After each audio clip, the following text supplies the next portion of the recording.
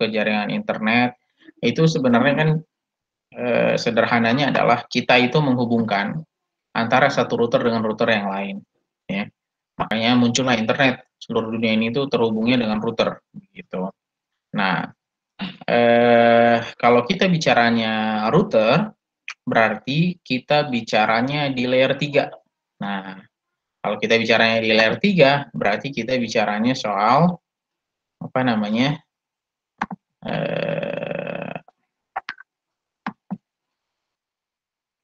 nggak bisa ya. Ya, berarti kita bicara soal layer network, ya. Kita bicara soal layer network. Jadi kalau kalian perhatikan di sini, di mana namanya, di bagian gambar paling kanan, ini ya, warna merah network, network, network, network. Berarti itu kita bicaranya router. Kalau misalkan data link, ya, berarti nanti perangkat yang kita gunakan, ya, jadi misalnya dia hanya bisa membaca sampai layer 2 data link, nah, dia berarti hanya sampai di data link, berarti dia switch, ya, seperti itu. Nah, fokus bahasan kita itu adalah di network layer 3. Nah, rekan-rekan sekalian, ya, fungsi router itu setidaknya ada 3 nih. Yang pertama adalah path determination, menentukan kemana rute yang ditempuh oleh paket, ya, supaya dia sampai ke tujuan, atau routing algorithm. Yang kedua adalah fungsi switching, yakni memindahkan paket dari input ke output router. Ya, pasti kan router itu dia punya input, dia pasti punya output juga kan. Seperti itu, dia banyak port, ya. Nah, datangnya dari mana, harus keluar dari port mana, gitu. Nah, itu fungsi switching. Dan yang ketiga itu fungsi call setup. Khusus untuk call setup, ya, beberapa arsitektur jaringan mensyaratkan router call setup sepanjang jalur sebelum data dialirkan. Jadi ingat pembahasan mengenai proses alur pengiriman data, ada di antaranya, ya, ada yang menggunakan di setup dulu jalurnya, baru dikirim datanya. Ada juga yang menggunakan sistem, ya Bo, kirim aja dulu datanya. Nanti sepanjang perjalanan, biar datanya itu menentukan kemana path yang mau dia tuju. Seperti itu, ya. Tapi dalam kasus ini, ya, karena ada sebagian juga menggunakannya dengan metode call setup terlebih dahulu, maka kita bisa mengatakan bahwa salah satu fungsi dari router adalah sebagai call setup, ya, itu fungsi router. Nah, apa itu routing? Ya, routing menentukan jalur yang terbaik. Router-router yang berurutan melalui jaringan dari source ke destination. Saya mau ke servernya Google atau ke Google Meet, ya, melalui video ini. Laptop saya itu connect ke router rumah saya IndiHome. IndiHome nanti connect ke router mana lagi di kantor Telkom terdekat. Setelah itu naik ke yang lebih besar, yang lebih besar, yang lebih besar, yang lebih besar. Nanti mungkin sampai berakhir di servernya Google Meet, begitu kan?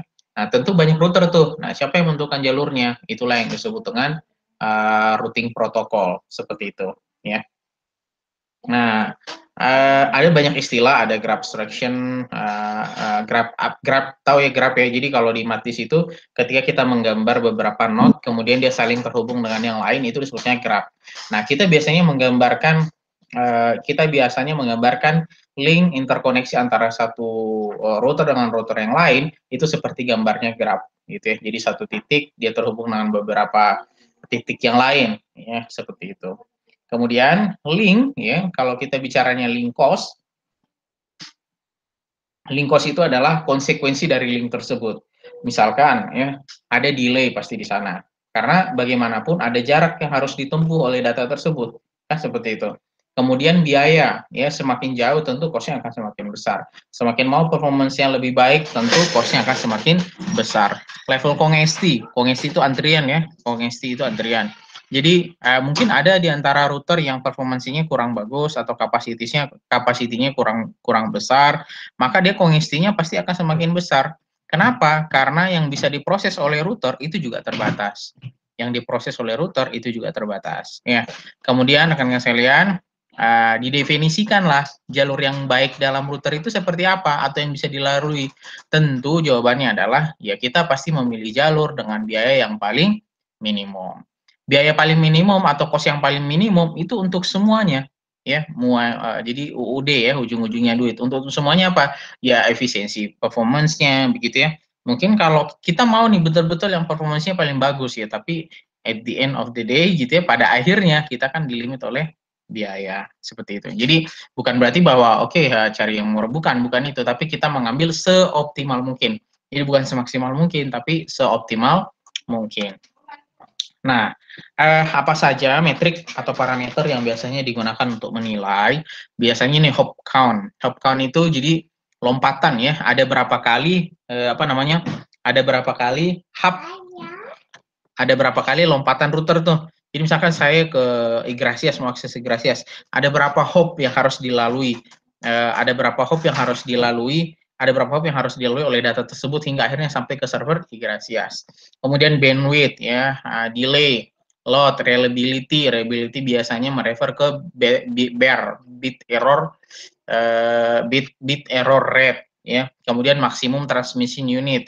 Nah, ini semua adalah yang menjadi pertimbangan-pertimbangan ketika kita merancang suatu jaringan. Dalam konteks ini adalah bicaranya routing. Ya. Nah, rekan-rekan sekalian, ternyata proses routing itu tidak sederhana. Banyak sekali algoritma atau metode pemilihan jaringan atau pemilihan rute di dalam infrastruktur internet atau infrastruktur jaringan router. Nah, dibagi menjadi dua nih. Misalkan ya, untuk routing protokol. Kalau bicaranya protokol kan berarti aturan ya. Berarti aturan atau standarisasi. Nah, di antara beberapa router, beberapa standarisasi itu kita kenal RIP, IGRP, AEGRP, sama OSPF. Yang paling familiar itu, yang sering disebutkan sama orang-orang itu OSPF ya, Open Sorted Passwords. Jadi ini adalah contoh-contoh routing. Nanti mungkin kita akan bahas beberapa. Nah, kenapa kita perlu menetapkan satu aturan routing ini? Jawabannya adalah ya supaya kita bisa membangun dan memperbaiki routing table. Itu teknisnya. Tapi goal utamanya adalah bagaimana supaya antara tujuan dan destination ya. Jadi bagaimana antara sumber sama tujuan itu bisa terkoneksi atau bisa terhubung. Kemana dia harus memilih jalur atau mekanisme apa yang dia gunakan. Nah, secara teknis proses pemilihan itu dengan melakukan updating table routing.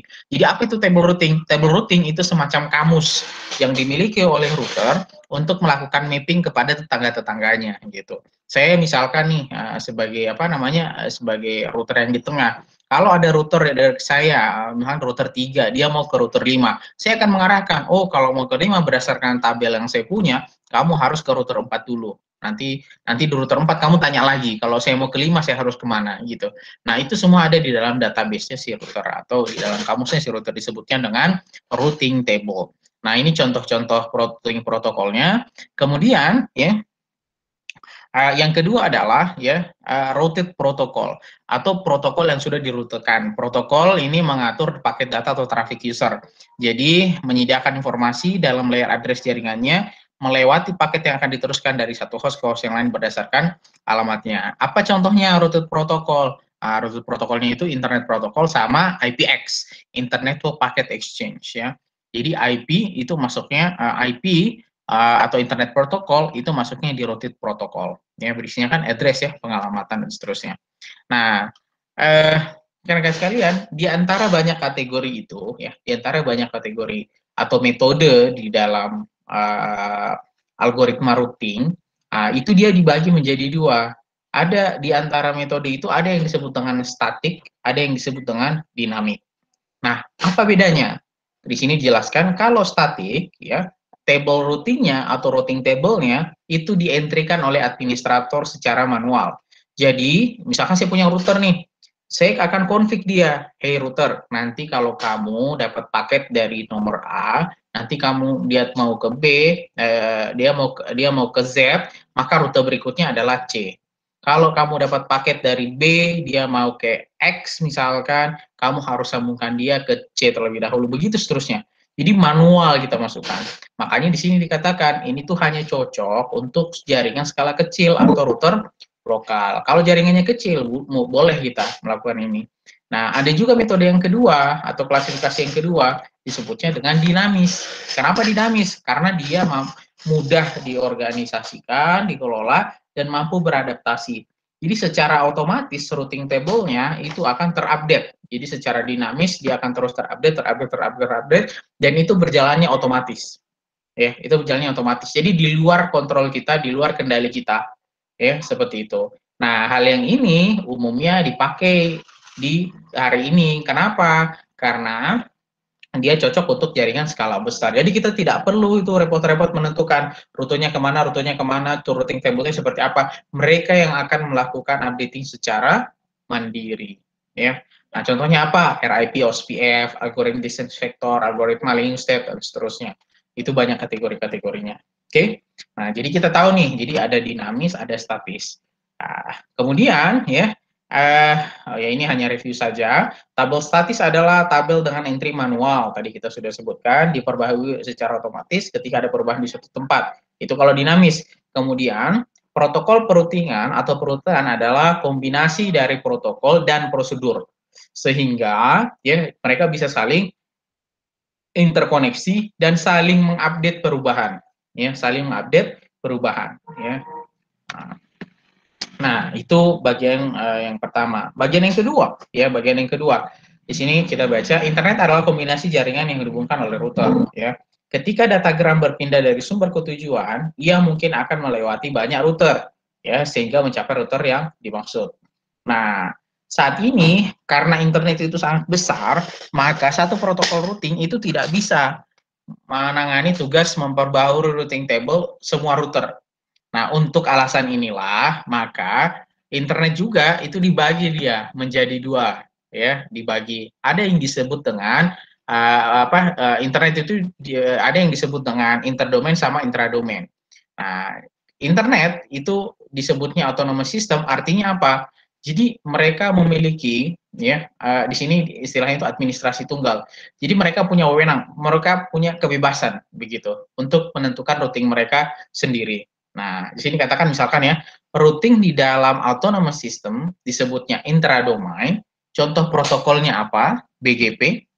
Kemudian kalau misalkan ada routing antara sistem otonom, ya, antara sistem otonom, maka disebutnya dengan interdomain routing. Contohnya apa? Ya, contohnya apa? WSPF, RIP, IGRP, dan seterusnya. Jadi ada interdomain, berarti antar AS, kemudian ada yang ada di dalam AS sendiri atau disebutnya intradomain.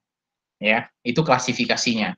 Nah, contohnya apa? Misalkan ini nih, autonomous system ini ada 3. Ada AS62, ada AS36, ada 98. Ini contoh ya, ini contoh. Nah, ini interkoneksi global. Maksudnya global itu yang di dunia ini gitu. Nah, ya, kita tidak tahu detailnya AS62 ini ada di mana, AS36 ini ada di mana, AS98 ini mana, kita nggak tahu. Tapi prinsipnya adalah kita membagi interkoneksi ini. Jadi ada segrup yang disebut dengan autonomous system, grup 1, grup 2, grup 3, dan seterusnya. Begitu. Nah, ini mereka bisa diatur. Nah, tentu untuk menghubungkan antara satu grup itu dengan grup yang lain, maka kita membutuhkan mekanisme routing yang berbeda. Nah, mekanisme routing yang berbeda itulah yang kita disebut di sini sebagai interdomain. Dalam hal ini, contoh protokol yang dipakai itu adalah BGP. Ya, BGP.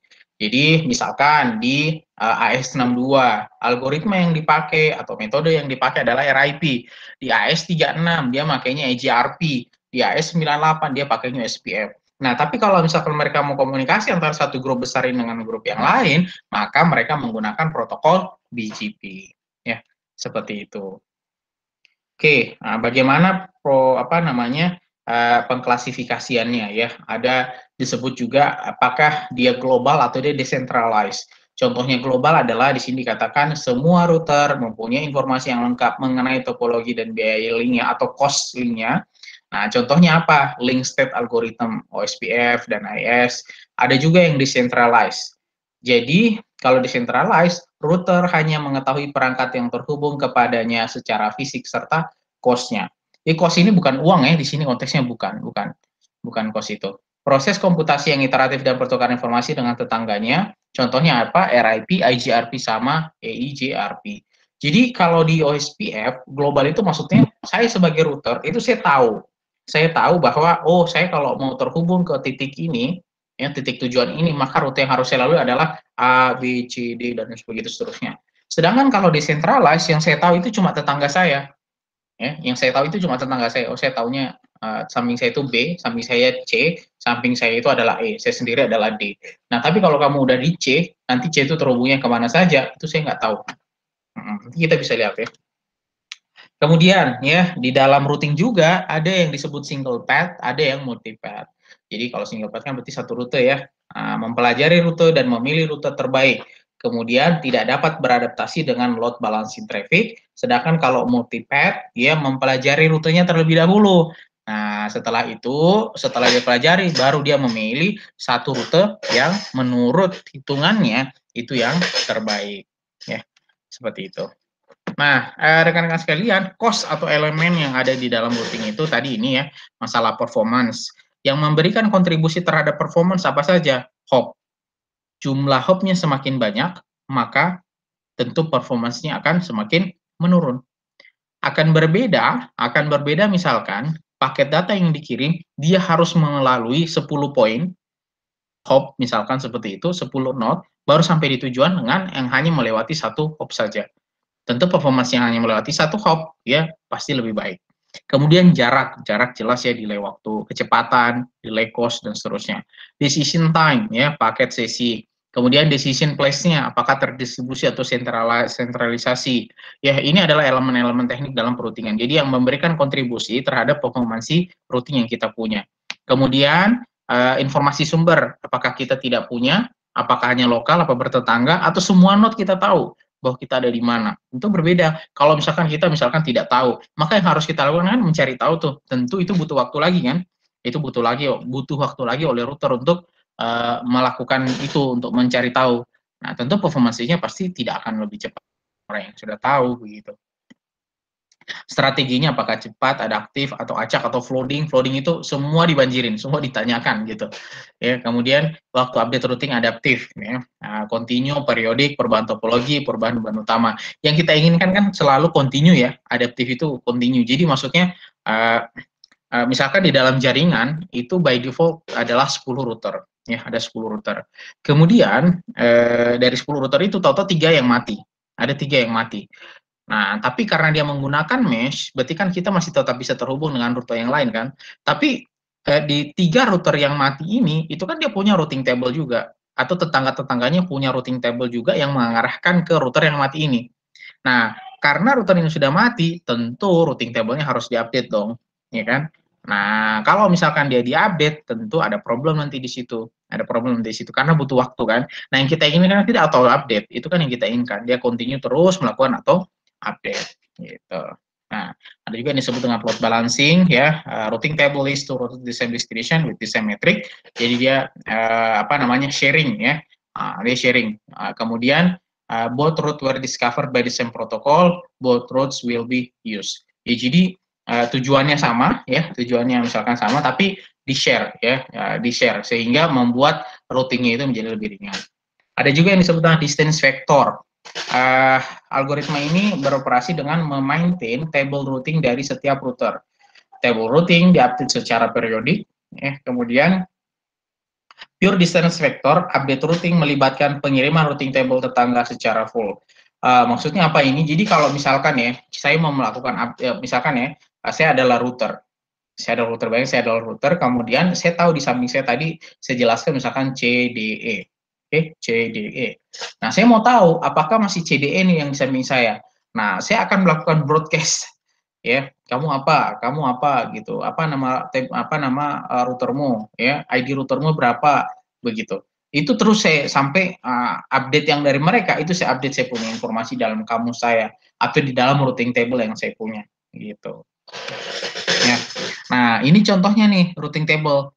Ya, ini contohnya routing table. Jadi misalkan saya nggak bisa ini gitu ya.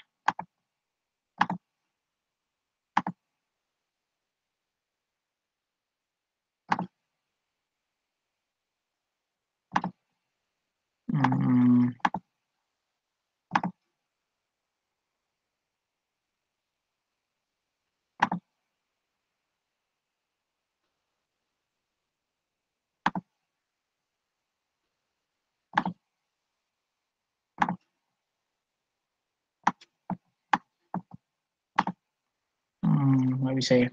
Oke, misalkan gini nih. Coba dilihat yang bagian warna biru. Bagian warna biru ya. Bagian warna biru. Yang bagian kiri ada X, Y, Z. Oke. Nah, itu 3 router tuh, router X, router Y, router Z. Kemudian ada costling-nya, ada costling atau biayanya, atau kira-kira apa namanya itu ya, bukan harga ya, komponen ukuran yang dibutuhkan untuk besaran antara satu menghubungkan satu router dengan router yang lain. Jadi misalkan X ke Y cost-nya 2, Y ke Z cost-nya 1, ini ya. Y ke Z cost-nya 1, X ke Z cost-nya 7. Nah, routing table nih, misalkan nih, dia mencari routing nih. Kita lihat table yang paling atas dulu sebelah kiri. DX itu artinya apa?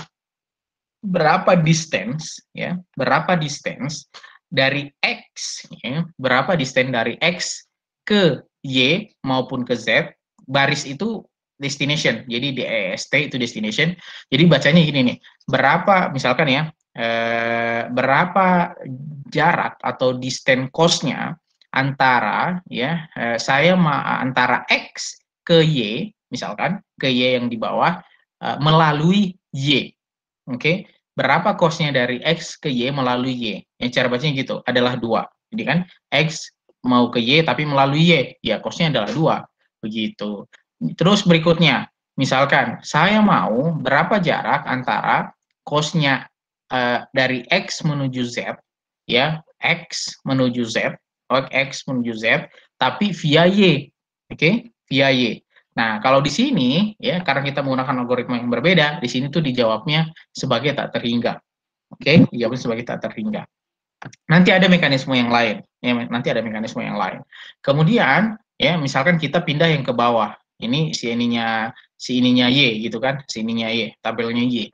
Berapa distance dari Y menuju ke X, Y menuju ke X melalui X? Di sini jawabnya 2.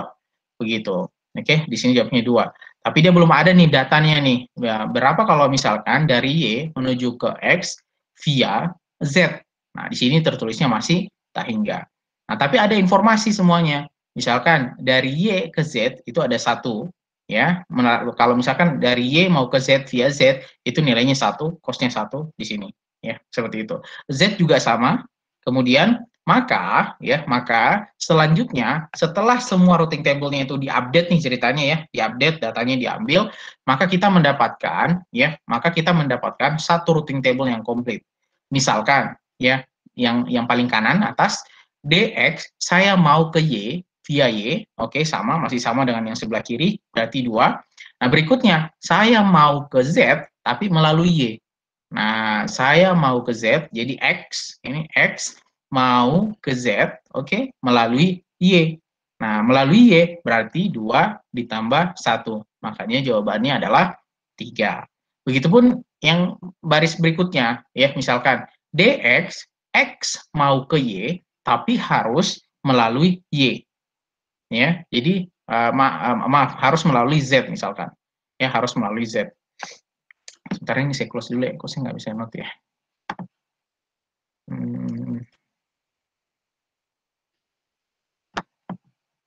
Pengen coret-coret.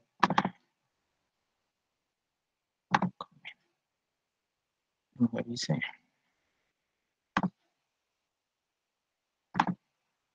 Tunggu ya.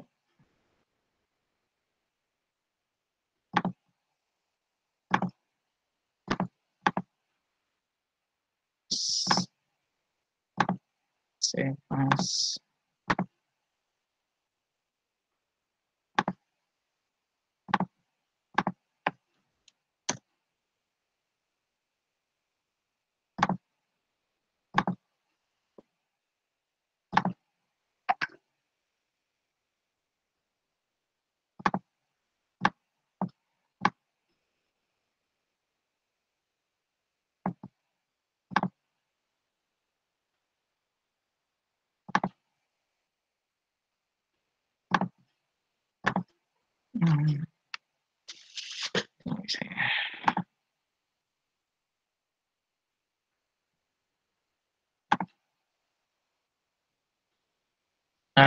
Kalau mouse saya kelihatan nggak sih kalau saya gerak-gerakan gitu?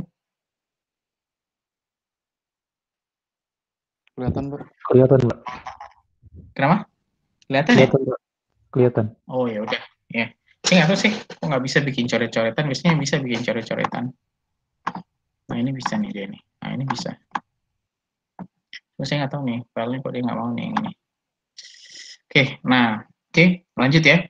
Terus berapa distance ya dari X menuju Z harus melalui via Y misalkan. Berapa distance dari X menuju Z tapi harus via Y. Berarti 2 ditambah 1. Jadi dapat 3. Nah, ini algoritma yang sederhana. Ini algoritma yang sederhana. Nih, kalau misalkan ditulis di rumus, ya rumusnya seperti ini. Nah, untuk mencari tahu berapa distance antara X menuju Y via Z, maka yang harus diketahui terlebih dahulu adalah kita harus menghitung antara X ke Z. Kan via Z kan, berarti karena via Z kita harus tahu dulu nih X ke Z-nya berapa. Dalam kasus ini X ke Z itu nilainya 7, makanya di sini angkanya 7. Kemudian cari yang paling minimum. Nah, cari paling minimum untuk sampai ke Y. Nah, dalam kasus ini yang paling minimum ya adalah 1 kan untuk sampai ke Y, dan itu satu-satunya jalan.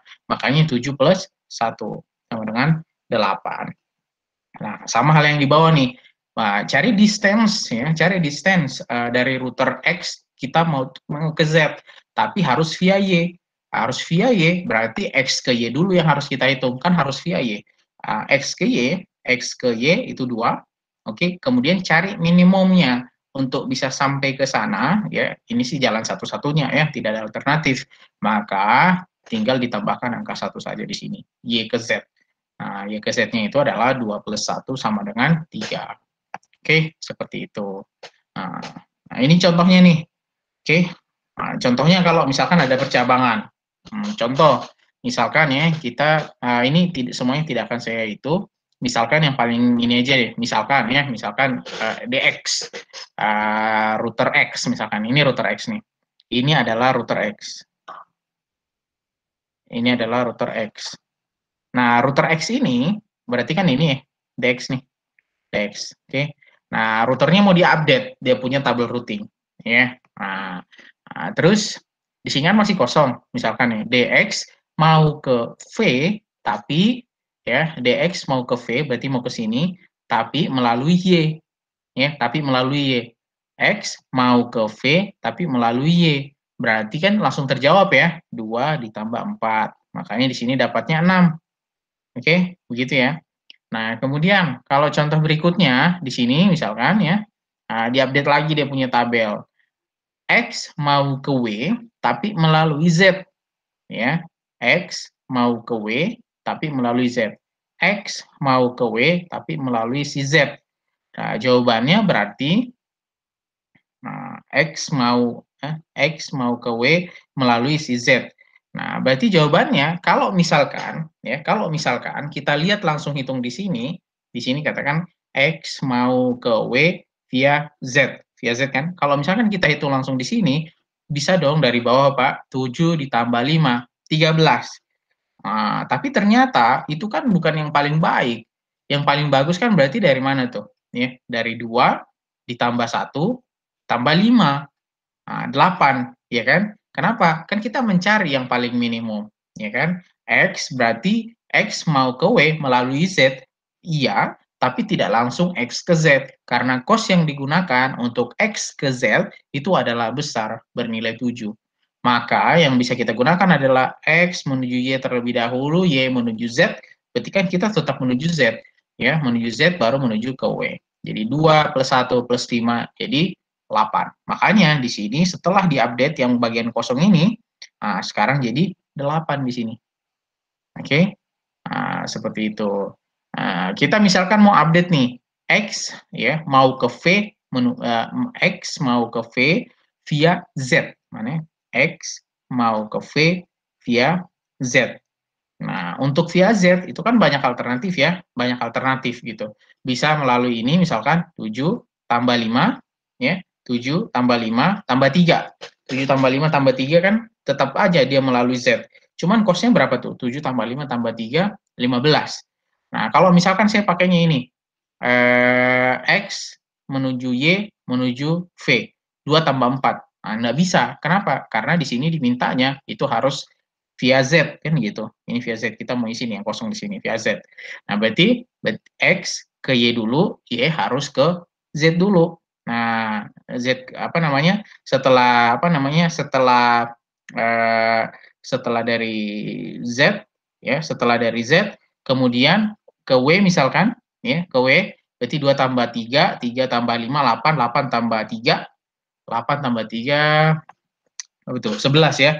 Nah, 11. Itu 11. Terus kalau misalkan kita pakai apa namanya?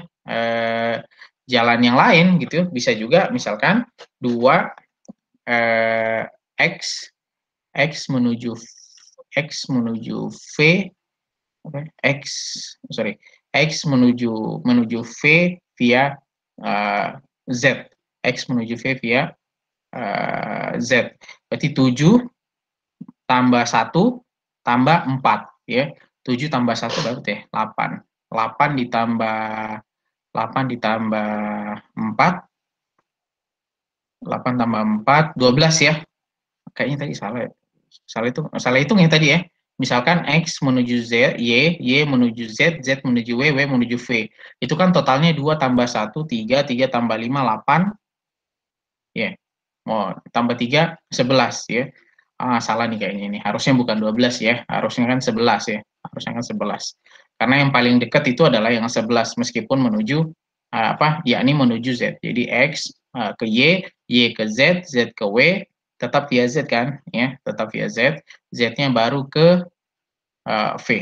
Nah, totalnya berapa? Ya, 2 tambah 1, 2 tambah 1 3, 3 tambah 5 8, 3 tambah 5 8, 8 tambah 3 11. Nah, itu yang paling singkat kalau harus menuju via Z ya, seperti itu. Nah, begitu seterusnya.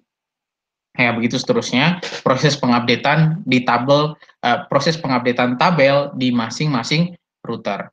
Nah, informasi inilah ya di paling akhir ini ketika semua router itu sudah diupdate, maka dia akan mendapatinya itu seperti ini. Dia memiliki tabel ya. Misalkan kalau kalian mau ke V, misalkan ya router V, ini router V ini router V, tabel paling akhirnya yang di paling kanan ini setelah semuanya diupdate. Setelah semuanya diupdate. Nah, jadi dia tahu cost-nya itu berapa. Cost-nya itu ya angka-angka ini, 3, 10, 11, 6, atau distance-nya lah. Cost distance-nya itu sejumlah itu.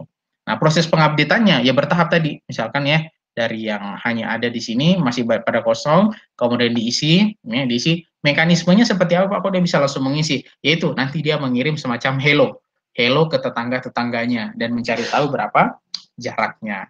Nanti sampai akhirnya terkumpullah semua tabel di masing-masing router. Nah, ini yang saya katakan tadi, misalkan ada satu router yang putus. Misalkan V misalkan ya, V-nya itu putus, V-nya itu mati. Tentu routing table ini harus diupdate sehingga router itu tetap menyimpan informasi yang faktual di dalam routing table-nya mereka ya. Nah, ini algoritmanya ya, kalau di dalam tekstualnya algoritmanya seperti ini. Tapi ternyata ini ada isu ya. Isunya apa? Nah, di sini disebut dengan two node instability. Maksudnya bagaimana? Misalkan ya X ke B ya, dia nyimpan cost-nya nih. Apa namanya? Dia nyimpan cost-nya 2 plus 4, misalkan seperti itu. Tapi ternyata ada failure, ya misalkan ada failure. Failure-nya itu dari X ke A, ya X ke A. Berarti kan nilai X ke A itu kan jadinya tak terhingga ya. Kenapa jadi tak terhingga? Kan tidak tersambung, ya. Sedangkan di sini jarak dari A ke B masih sama, ya. Jadi 6. Namun ketika misalkan apa namanya diupdate dia punya routing yang tadinya di sini apa namanya yang tadinya di sini jadi tak hingga, ini kan jadi 10 nih. Karena 6, dia tahunya di sini 6, kemudian ditambah 4, ini kan 10. Nah, begitu tuh seterusnya. Begitu seterusnya. Karena saling mengupdate, angka-angkanya, cost updating table-nya itu berjumlah terus. Berjumlah sampai akhirnya finally di sini tuh kalian nampak di sini, ini tak hingga sampai tak hingga. Nah, ini tuh isu, ya. Ini tuh problem. Kalau misalkan terjadi updating routing ketika ada yang failure. Karena angkanya itu terus bertambah dia punya. angkanya terus bertambah gitu. Karena itu tadi hanya 2 titik kan, 2 titik yang saling koneksi terus-menerus, akhirnya jumlahnya bertambah, bertambah, bertambah. Ini problem. Nah, tentu ya harus dicarikan solusinya. Nah, solusinya apa? Begitu ya. Nah, solusinya misalkan seperti ini ya.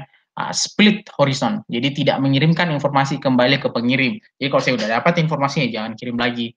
Seperti itu. Karena kalau saya kirim lagi, di lawan itu akan bertambah lagi cost-nya. Ya kan?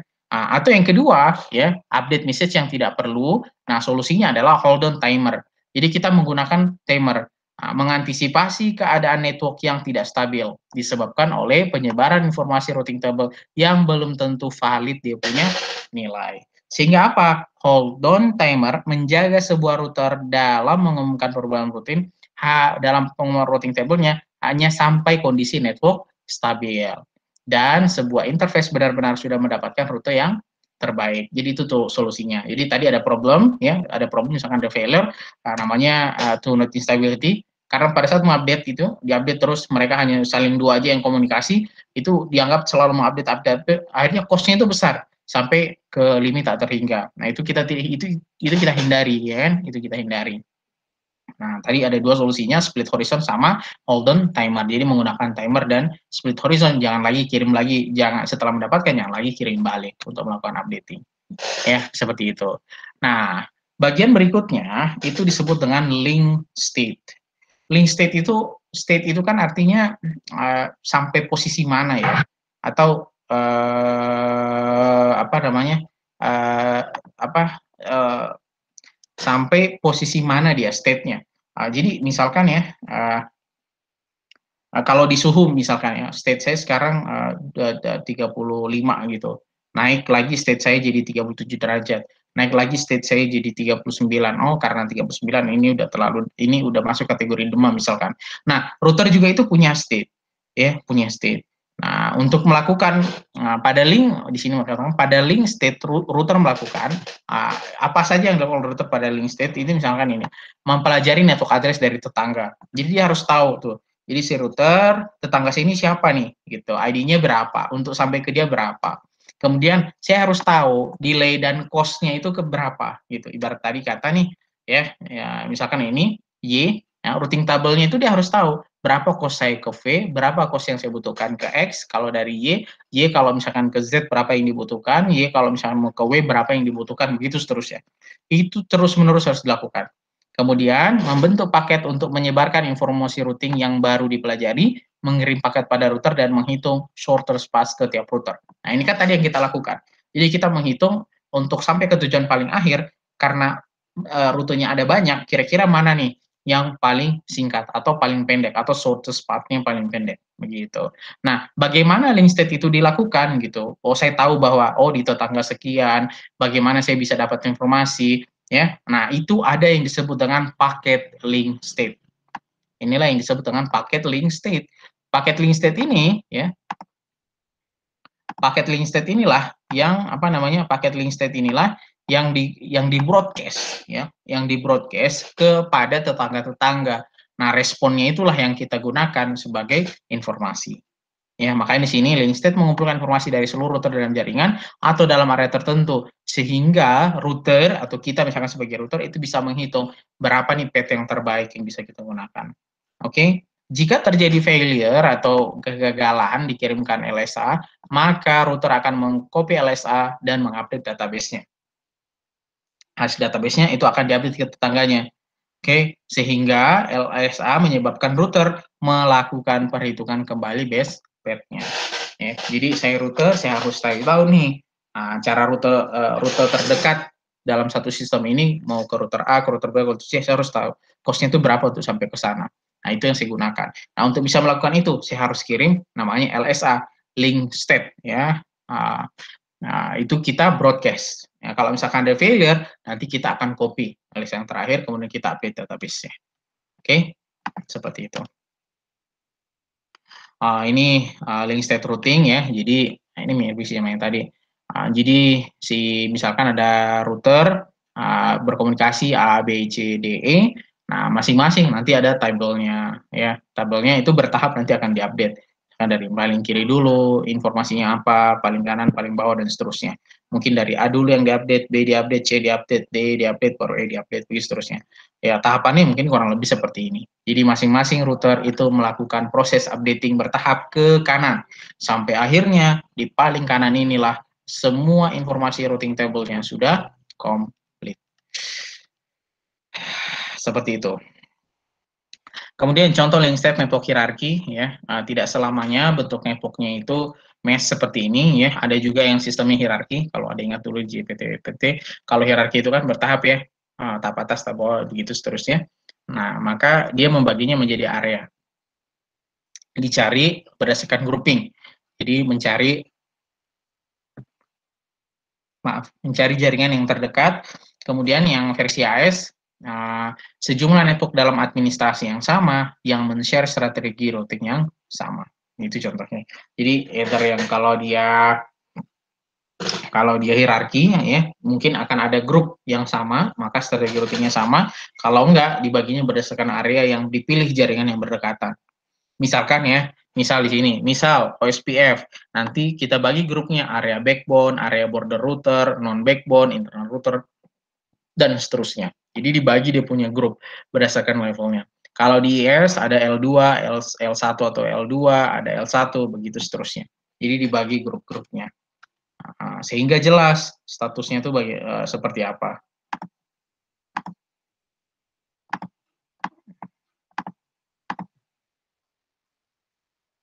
Ya, seperti itu. Kemudian, ya ini mirip ya tadi ya, ini link state algoritmnya. Link state algoritma. Jadi misalkan ya ini ya D, hitung distance dari E mau ke D, dari E mau ke C via D. Ya, E mau ke C via D. Maka karena ditanya via D, berarti kita harus cari dulu dong ukuran E ke D berapa. E ke D itu adalah 2. Selanjutnya D untuk sampai ke C, kan dimintanya ini kan, E ke C via D kan, berarti cari dulu jaraknya E ke D sudah ketahuan. Selanjutnya cari yang paling minimum. Untuk D bisa sampai ke C, paling minimum itu berapa? D untuk sampai ke C paling minimum berapa? D kalau mau balik ke E dulu bisa, 2, balik ke A bisa, balik ke 7 bisa, balik ke 1 bisa, baru sampai ke C ya bisa. Nah, tapi costnya besar, ya kan? Nah, paling cepat di mana? Ya D ke C langsung. D ke C itu dapatnya nilainya 2. Makanya di sini 2, karena dia yang paling minimum. Boleh nggak lewat D, apa namanya, kan tadi E mau ke C ya, E mau ke sini ke C. Boleh nggak misalkan E ke D, terus D ke E lagi, baru ke B, boleh-boleh aja. Boleh-boleh aja, tapi costnya kan banyak, ngapain balik lagi kan? Nah, seperti itu. Tapi ada nanti yang balik ada. Nah, misalkan contoh yang kedua, ini suruh cari nih distance-nya. Dari E mau ke D. E mau ke A via D. E mau ke A, tapi harus via D. Ya kan? Berarti kita harus cari dulu E ke D-nya berapa distance paling terdekatnya. E ke D cost-nya 2. Ini yang 2. Nah, selanjutnya PR berikutnya adalah mencari tahu untuk D sampai ke A itu berapa yang paling minimum. Oke, kita coba paling atas misalkan 2 tambah 1 tambah 7, 10. 2 tambah 1 tambah 8 tambah 1. Berapa tuh? 12 gitu kan. Atau langsung aja D ke E langsung ke A. Ya, D ke E langsung 2 tambah 1 ya 3. Nah, berarti yang paling kecil kan 3. Nah, meskipun di sini statusnya sebagai loop. Nah, sama hal misalkan nih, ya, apa namanya, D ke cari distance dari E mau ke B, E mau ke A via B. E mau ke A via B, kan gitu. Nah, cari dulu berarti E ke B-nya. E ke B-nya kan 8. Nah, sekarang B mau ke A. B mau ke A, ya, paling kecil itu adalah berapa? Gitu. Paling kecil misalkan B langsung ke A, 7. B via C dulu, 1 tambah 2 tambah 2 tambah 1, 6. Ya. Kalau B ke E baru ke A, 8 tambah 1, 9. Berarti yang paling kecil adalah B ke C dulu, kemudian ke D, kemudian ke E, baru ke A. Totalnya adalah cost-nya 6. Tapi lagi-lagi di sini statusnya loop. Nah, seperti itu. Nah, ya kan? Nah, statusnya loop. Nah, tentu ini mungkin akan jadi isu, ya kan? Tentu ini akan menjadi isu. Nah, oleh karenanya ya harus diupdate lagi, ya kan? Harus diupdate lagi. Kalau misalkan nih, ya di sini makanya dikatakan E mau ke B via D. E mau ke B, E mau ke B via D, begitu. Maka di antara banyak jalur yang dipilih, tetap aja yang paling dipilih itu paling singkat. Paling singkatnya mana? Ya 2 ditambah 2 ditambah 1. Totalnya ada berapa? Totalnya ada 5. Nah, hal yang sama kita lakukan juga dengan C dan D. Nanti ya, setelah kita menghitung distance table-nya, kita ambil yang paling kecil, inilah lingkaran-lingkaran merah ini, baru kita update dia ke dalam routing table. Isinya routing table itu adalah outgoing link-nya mau kemana, sama cost-nya dia berapa. Jadi A kalau mau ke A, ada bisa cost-nya berapa? 1. B mau ke D, cost-nya berapa? 5. B mau ke D, ya cost-nya berapa tadi? 5, misalkan gitu ya. Begitu seterusnya, ya via D, kemudian cost-nya berapa? 5. C juga sama, D juga sama. Nah, itu masuk ke dalam routing table. Jadi begitu konversinya. Jadi setelah kita mencari tahu semua berapa jaraknya, ya berapa jaraknya, termasuk via kemananya, nah baru kita ambil paling pendeknya. Paling pendeknya itu kita masukin sebagai routing table. Oke? Nah, itulah kurang lebih mekanisme bagaimana routing table itu di update atau link state-nya itu diupdate, ya link state-nya itu diupdate. Nah, kemudian pembahasan yang selanjutnya adalah mengenai routing protokol. Rekan-rekan sekalian, ini tadi ya. Nah, jadi routing protokol itu kan banyak tuh. Nah, ada yang dipakai untuk interior gateway protokol, ya kolom yang ini interior gateway protokol. Ada yang dipakai untuk exterior gateway protokol. BGP ingat ya tadi kalau antara AS mau connect dengan AS itu pakainya BGP. Nah, kalau misalkan, oke, berbicaranya yang ada yang berdasarkan distance vector dan open standard, ya, maka yang terpakai ya cuma ini saja. Untuk masing-masing interior dan eksterior. Kalau misalkan ya ada Cisco proprietary di sana, maka ya RIP sama SPF tidak termasuk yang IGRP dan EIGRP. Nah, karena yang sedang muncul ini, ya, yang sedang muncul ini itu semuanya open standard, menggunakan distance vector tapi dia open standard. Kemudian, open standard.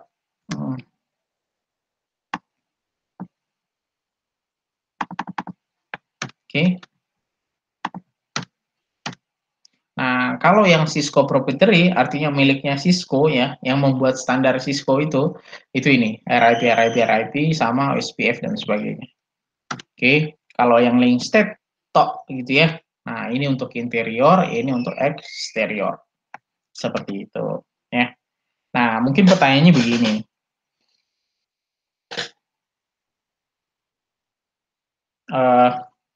Apa perbedaan antara link state sama distance vector? Ya, apa perbedaan antara link state dan distance vector? Nah, di sini dijelaskan bahwa kalau distance vector, ya, kalau link state dia distributed database model, sehingga ya no dependency on intermediate router dan lebih mudah untuk di troubleshoot. Ya, dia kalau network change ya new routes are computed quickly, mudah dia untuk di komputasi. Ya, kemudian less bandwidth consuming. Sedangkan distance vector ya di sini less complex, easier to implement to administrator dan need less memory. Jadi masing-masing apa namanya masing-masing itu punya kelebihan. Bedanya berarti di mana? Satu database model, satu processing model. Seperti itu.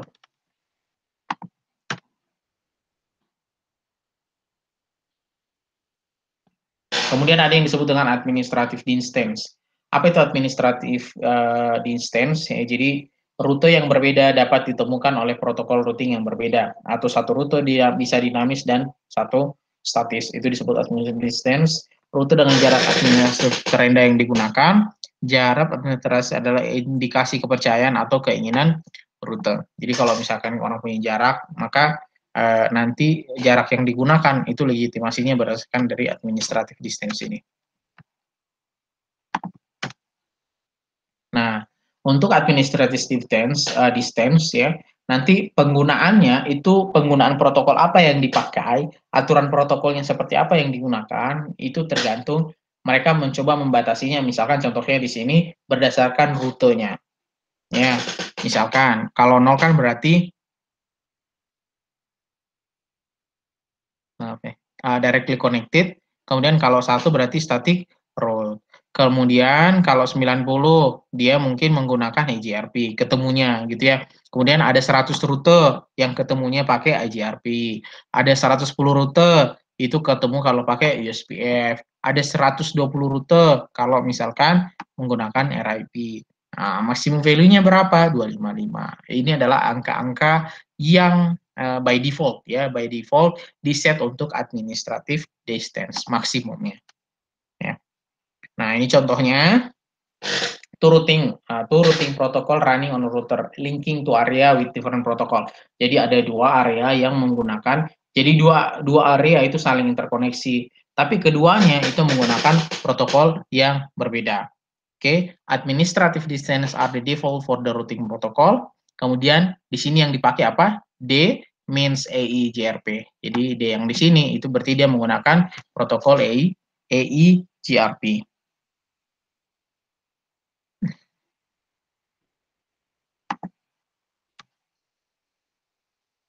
Itu yang pertama ya. Kemudian rekan-rekan sekalian ya, kita masuk, ini salah satu yang paling populer ya, salah satu paling populer namanya Open Standard Path First atau SPF. Biasanya kalau tesis ya, biasanya kalau skripsi banyak banget nih yang mengambil routing-routing gini, pasti biasanya pakainya OSPF. Nah, OSPF itu singkatannya dari Open Sorted Path First. Jadi dia berbasis link state atau SPF teknologi. Dia pertama kali di-develop oleh SPF Working Group di bawah IETF. Bisa dilihat detailnya di rilis RFC. Ini rilis aturannya ya, atau informasi tentang standar tersebut. Ini didesainnya untuk apa? Ya awalnya untuk TCP/IP environment, tujuannya adalah fast governance, incremental update, root authentication, dan berikutnya. Dia di mana dia bisa berjalan SPF ini? Dia hanya bisa jalan di IP atau Internet Protocol. Seperti itu. Jadi kan ada dua ya, ada yang IPX, ada yang IP. Kemudian kalau link state, kurang lebih ini ilustrasinya ya. Jadi topology is kept in a database separated from the routing table. Jadi dia punya database sendiri untuk routing table-nya. Kemudian apa itu link state routing? Ya, kalau link state routing dia tidak mengirimkan full routing table pada periode interval tertentu. Nah, tapi ya dia selalu memaintain 3 table untuk mendapatkan routing informasi. Apa itu? Network table-nya, topologi table-nya, routing table-nya, ya. Kemudian nanti dia akan menggunakan SPF atau sorted path first ya. Setelah dia mengumpulkan informasi yang di atas, nanti dia akan memilih ya the best path-nya dari topologi table yang dia sudah punya. Nah, bagaimana itu dilakukan? Ya, bagaimana dilakukan setelah memilih gitu ya? Yang dilakukan adalah send very small periodic hello message to maintain link condition. Jadi kan kita tidak tahu nanti apakah ada yang mati atau tidak gitu kan. Nah, maka yang kita lakukan, kita checking terus ada nggak dia, masih ada nggak routernya, masih ada nggak dia routernya. Itu semacam kirim pesan hello. Nah, nanti akan ada trigger update instantly kalau misalkan di dalam jaringan itu terjadi perubahan. Ya, tadi misalkan entah cost yang berubah, entah ada router yang mati, ya, atau ada tambahan router yang baru, sehingga kita harus mengupdate routing table kita, ya, itu bisa dilakukan nanti. Nah, oke, itu soal apa itu link state routing-nya. Kemudian secara structure datanya link state itu ada 3 ya, network table, topology table, sama routing table. Kalau network table berarti recognize neighboring router to whom router information will be interchange. Jadi saya tahu saya interkoneksinya dengan router apa saja di samping saya atau terkoneksi langsung ke saya. Kemudian kalau topology table itu LSDB. Jadi misalkan ya, kalau misalkan yang connect ke saya itu adalah A, B, C, D, saya E misalkan. Nah, tapi saya juga menyimpan topologi table. Topologi table saya misalkan begini, kalau kamu mau ke X, berarti kamu ke B dulu, B nanti ke Y, Y nanti ke N, misalkan N ke X, baru ke Z misalkan. Nah, itu rute-rutenya, itu dia simpan. Itu dia simpan kalau di dalam topologi table. Kalau misalkan routing table itu dia sudah memilih best path-nya. Ya, dia sudah memilih, dia punya best path. Jadi kan banyak jalur nih untuk sampai ke Z. Kamu bisa dari A dulu, nanti A langsung ke ke H, H ke N ke Z. Atau kalau misalkan dari B juga bisa. Dari B kamu langsung ke L, dari L kamu nanti langsung bisa ke P langsung bisa ke Z. Kan tujuannya sama-sama ke Z. Tapi di routing table yang diambil itu adalah the best path gitu. Jadi yang paling pendek gitu yang diambil. Nah, seperti itu. Nah, contohnya apa? Misalkan seperti ini. Ini ada link state database-nya nih. Oh, link state database-nya adalah itu X itu terhubungnya ke A loh, X itu terhubung juga ke D, X itu terhubung ke C, X itu terhubung ke B. Begitu. Dan D terhubung ke C. Tapi ketika sudah diimplementasikan SPF, sorted path-nya, maka yang tersimpan di dalam itu seolah-olah antara D sama C itu sudah tidak ada. Karena dianggap yang paling singkat, misalkan saya mau ke C, ya cukup X langsung ke C. Kalau saya mau ke G, ya kalau misalkan saya mau ke G, maka jangan lewat C. Kamu lewat D aja, lewat D sama ke G. Padahal kan kalau di sini kan dia bisa, saya mau ke G nih misalkan dari C, ya C bisa ke D, D langsung ke G. Tapi jalur di antara banyak jalur itu kan tadi sudah diseleksi, dipilih sorted path-nya. Sorted path-nya itu sudah diwakilkan di dalam sini. Jadi seolah-olah ada beberapa koneksi yang terhubung atau ada link state yang tidak tersambung. Nah, ya tersambung ya, tapi itu tidak akan dipakai karena sudah dikalkulasikan sorted path-nya berapa. Ya, nah ini ya low bandwidth serialization LSA link state ya. Nah, ini pesan link state-nya bagaimana router itu mengirimkan ke luar. Only changes propagated. Jadi kalau ada perubahan baru dipropagasikan ya. Maksudnya propagasikan baru di broadcast gitu kalau misalkan ada perubahan. Kemudian fast convergence ya. Ini tadi di secara algoritma R1 misalkan mau ke sini nih, R yang di bawah sini. Misalkan ini R1, R2, R3, dia mau ke R3 misalkan gitu ya. Nah, ada alternatif bisa via R2 baru ke R3. Yang utama yang mana? Ya R1 ke R3. Jadi kalau misalkan mati yang dari R2 ya bisa langsung R1 ke R3. Begitu seterusnya.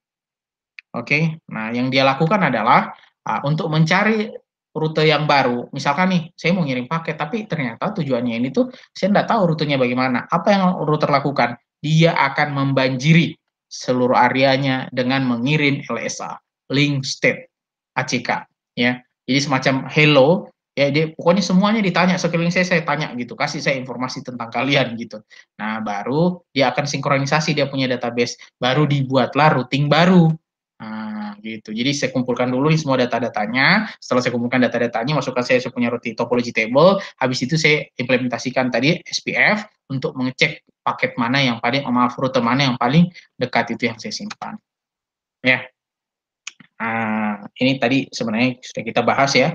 Berarti OSPF itu punya basic operation. Basic operationnya apa? Neckbar discovery. Saya harus tahu dong, kirim dulu ke tetangga siapa aja nih router yang ada. Melalui apa? Kirim hello. Hello message-nya itu L3 multicast message namanya. Kemudian kita exchange ya topologinya. Topologi tadi itu rute-rute ya, rute-rutenya.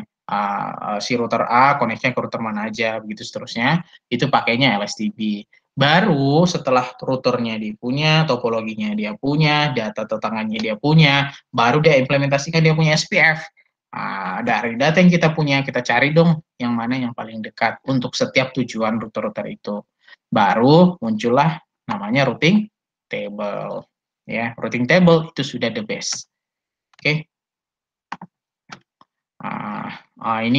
Ini lebih detailnya ya OSPF networking prosesnya. Jadi router dia akan membroadcast ke router yang ke router yang lain ya. Awalnya pada saat router melakukan itu dia dalam down state, setelah muncul sudah ketahuan dia punya routingnya masuk ke init state. Oke. Okay?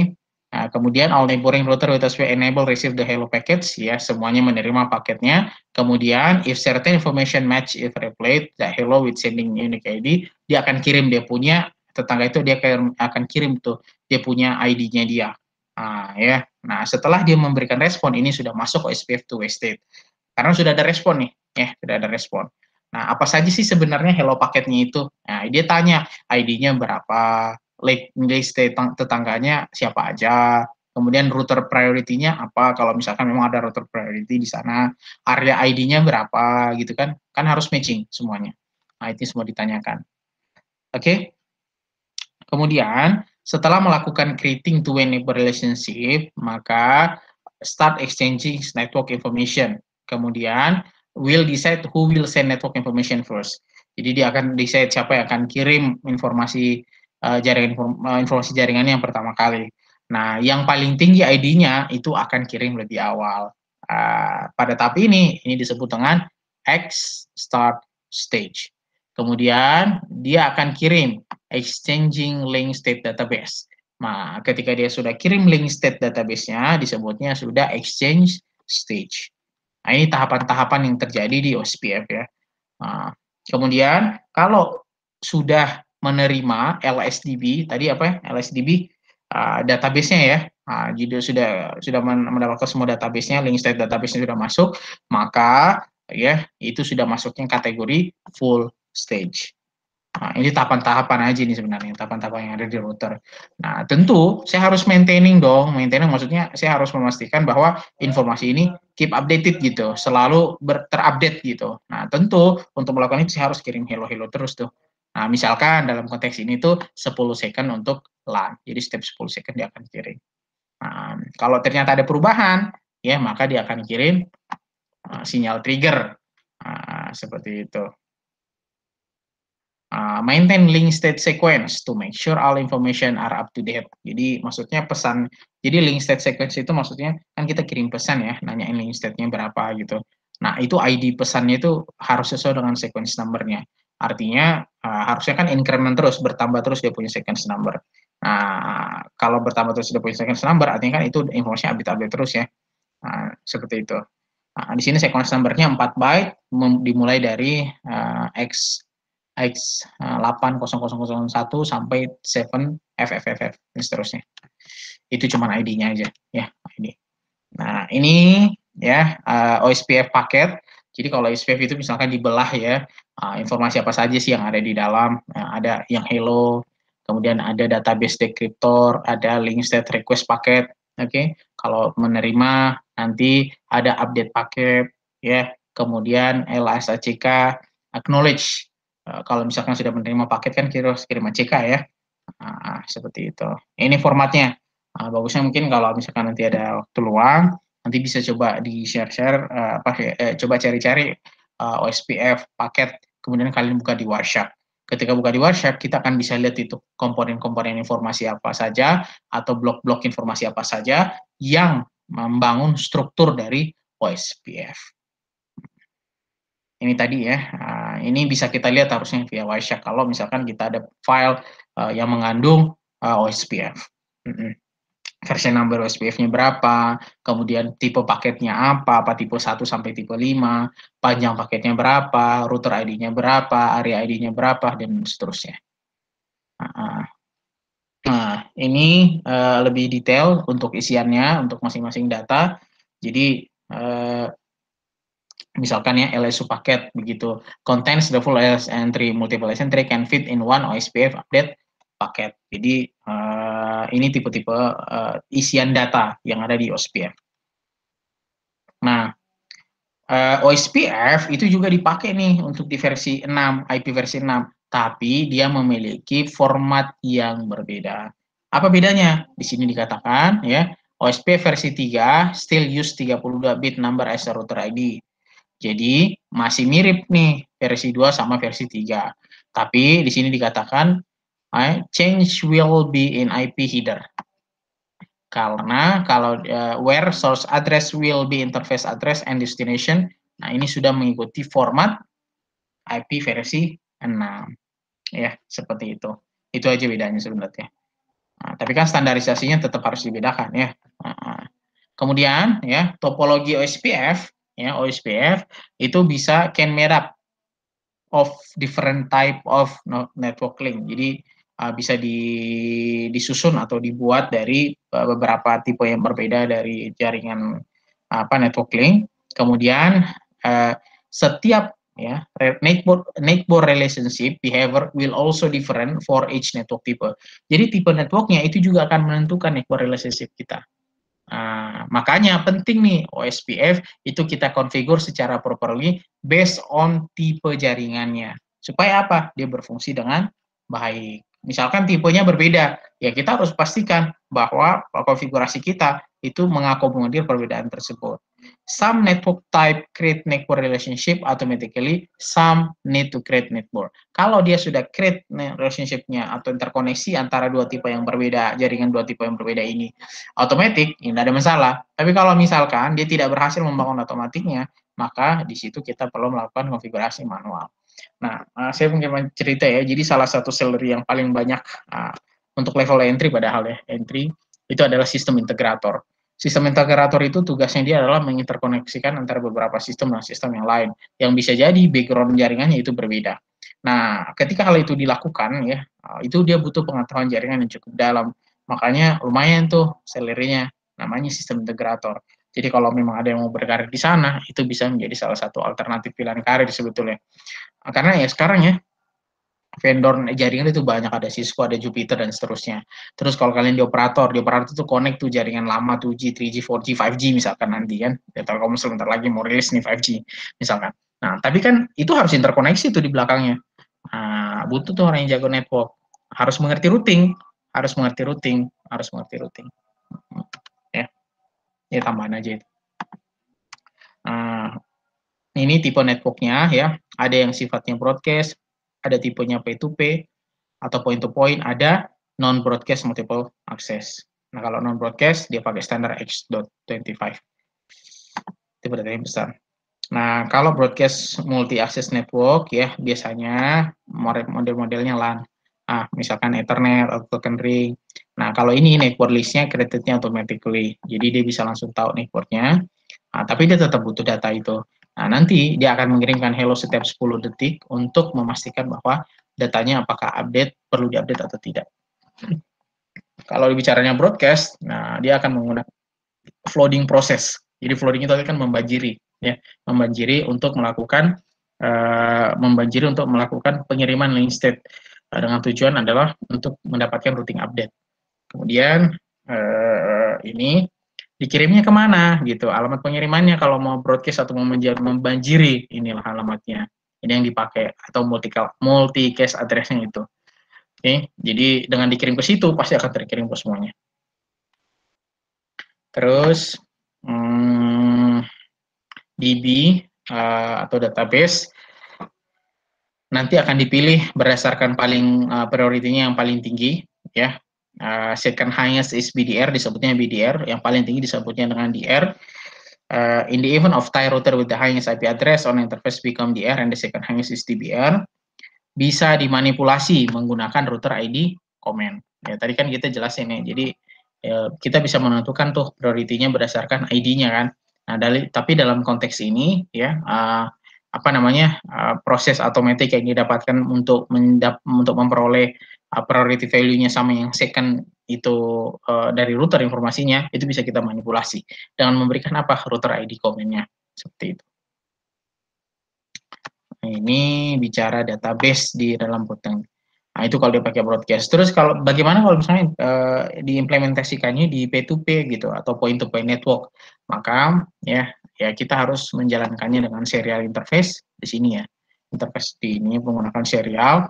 Nanti dia relationship-nya created automatically, dan kalau di sini ya tidak butuh dia ya. Tidak butuh DR or BDR relation required. Kenapa tidak butuh? Ya tidak ada prioritas kan cuma 2 yang connect, kan point to point. Ya kan? Tapi tetap harus mengirimkan update setiap 10 detik. Ini non broadcast tapi multi access. Jadi tidak ada broadcast, multiple use, di sini katakan nih, support multiple router but without broadcasting capability. Jadi dia support, dia bisa connect nih dengan banyak router, tapi lagi-lagi dia tidak memiliki kemampuan untuk melakukan broadcasting. Jadi kalau begitu membangunnya seperti apa kalau dia nggak bisa broadcast? Ini jawabannya, dia harus create manually. Jadi harus bikin dulu secara manual di awal. Tapi setelah itu nanti akan ada OSPF hello-nya setiap 30 detik. Ya. Nah, itu protokol yang pertama. Protokol yang kedua namanya Routing Information Protocol. Ini ya RIP atau Routing Information Protocol adalah standar exchange of routing among gateways and hosts. Jadi antara gateway sama host.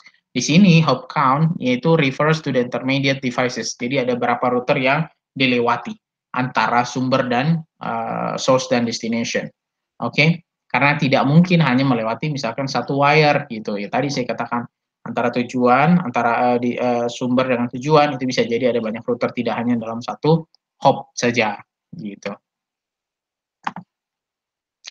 Nah, dia si RIP ini, apa yang dilakukan oleh RIP? Dia prevent routing loops by implementing limit of number hops allowed. Jadi kan apa namanya, hopsnya kan apa namanya, kita kalau misalkan kita tidak batasi hopnya, bisa jadi nanti rutenya itu akan berulang. Bisa jadi itu terjadi, atau routing loops-nya itu terjadi.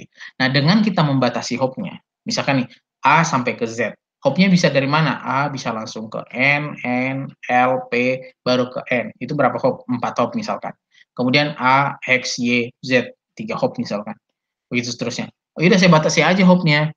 Saya batasi aja hopnya. Kalau misalkan dibatasi, bisa jadi nanti hopnya jadi kebalik-balik. A, B, C, D, balik lagi ke C, D, A, B, A, C, D. Begitu seterusnya sampai 100 hop baru sampai ke Z. Itu bisa terjadi, bisa. Nah, makanya RIP itu mencegah itu terjadi. Jadi dibatasi saja hopnya.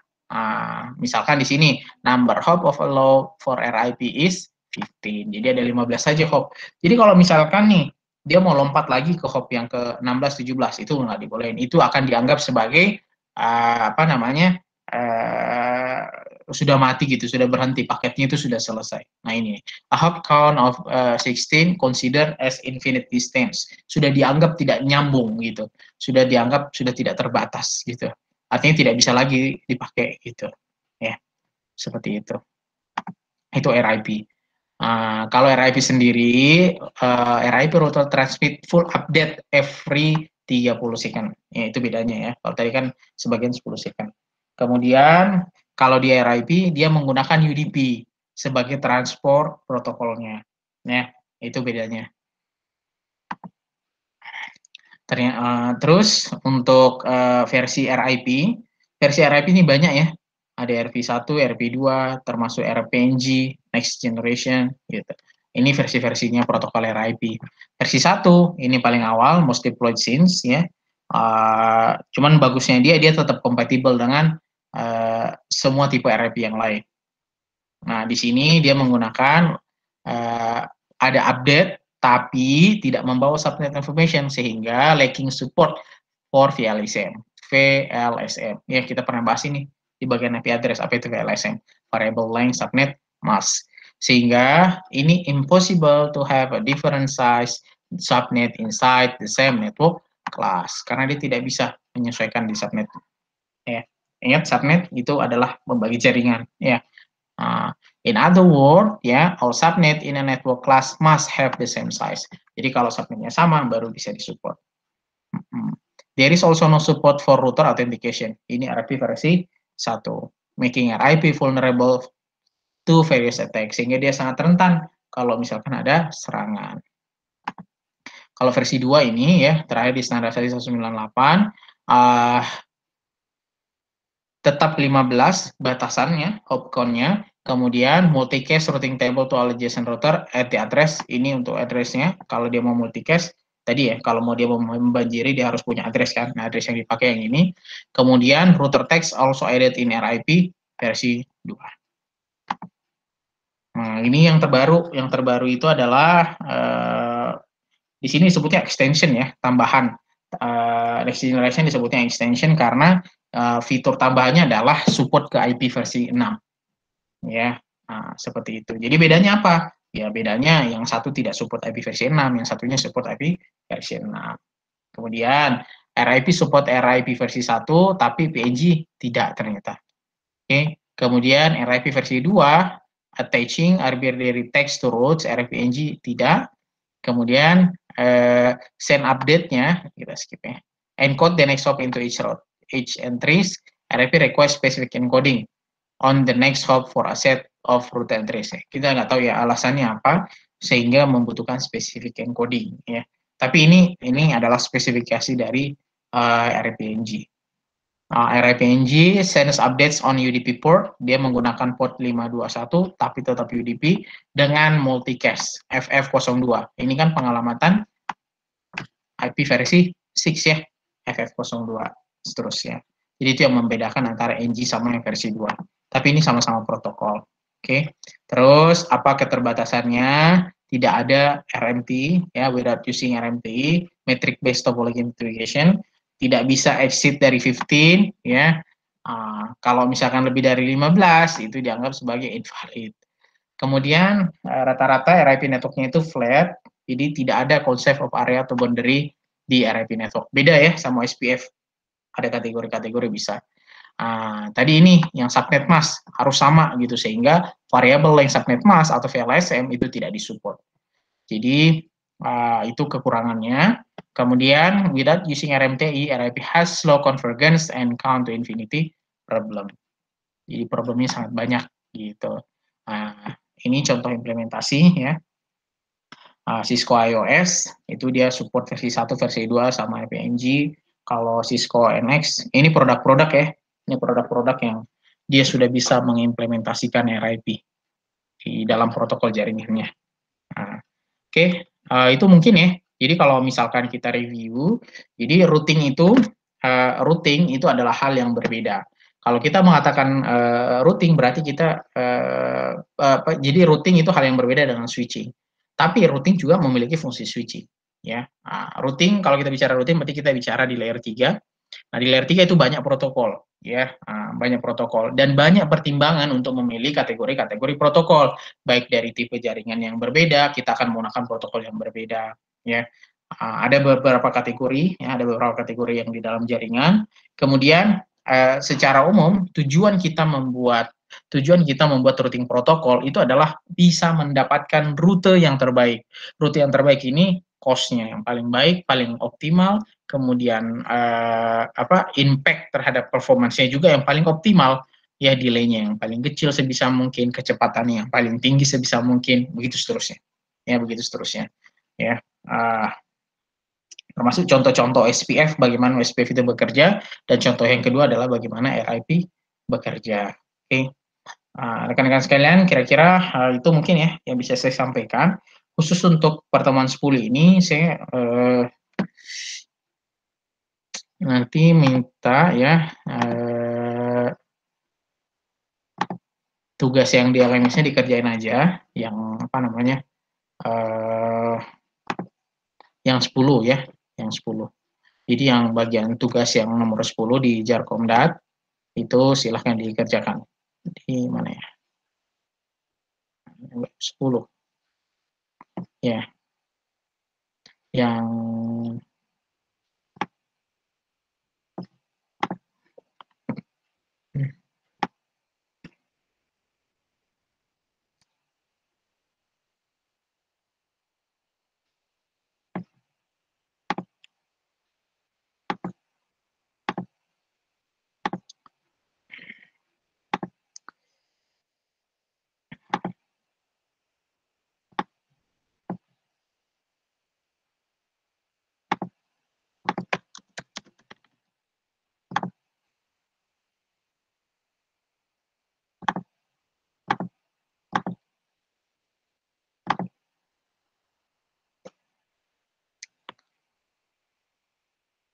ya, yang tugas 10 ya. Coba dikerjakan yang tugas 10 nanti buat review materi-materinya.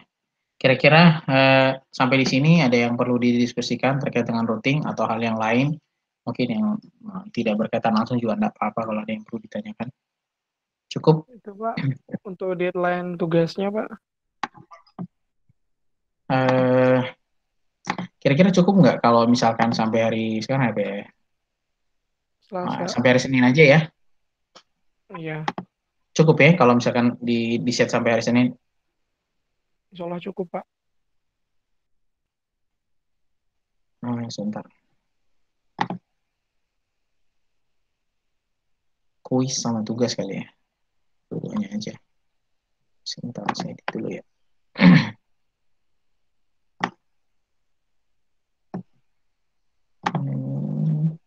Berarti berakhirnya sampai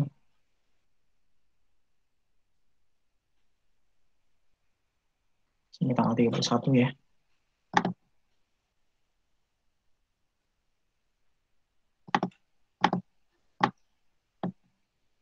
Hmm.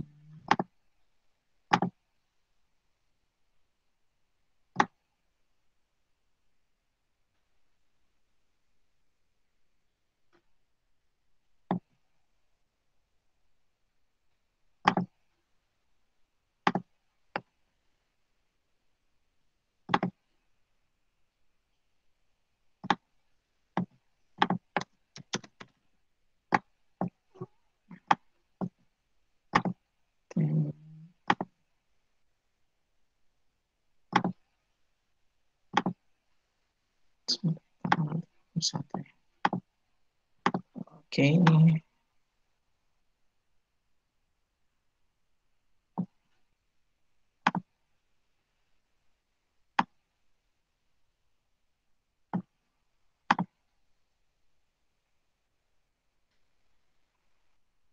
saya udah edit ya, sampai tanggal 10. Terus,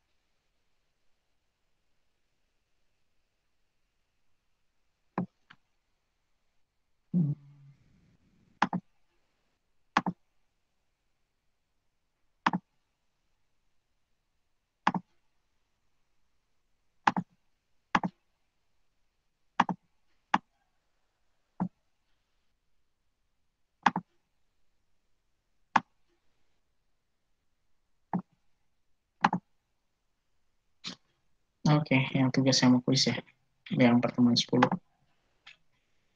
Oke, Jadinya udah mungkin tugas sama itu. kuis, Pak ya? Ya, Jadinya tugas ya, sama kuis. tugas sama kuis ya. Oke. Oke, ada lagi mungkin yang mau didiskusikan? Cukup ya. Untuk tadi untuk tugas mungkin paling cepat hari Jumat itu, kalau nggak ada informasi mungkin sekalian pertemuan berikutnya. Oke. Uh, Jika tidak ada yang ingin didiskusikan lagi, saya rasa cukup ya untuk pertemuan hari ini. Terima kasih rekan-rekan sekalian.